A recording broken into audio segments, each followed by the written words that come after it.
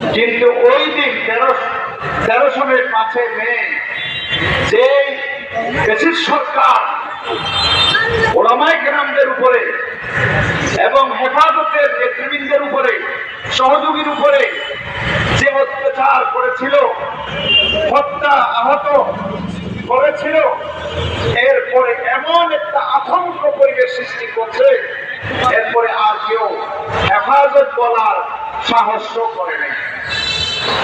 তারপরে এ পর্যন্ত আমরা বিষয়টাকে আমরা যারা হেফাজতের সাথে জড়িত ছিলাম সাহস করে বলতে পারি নাই।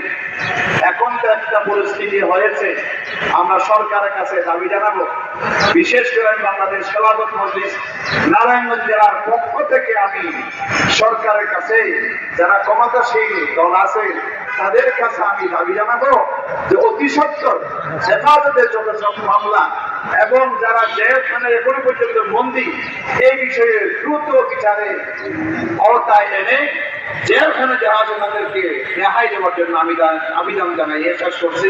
আসসালামু আলাইকুম।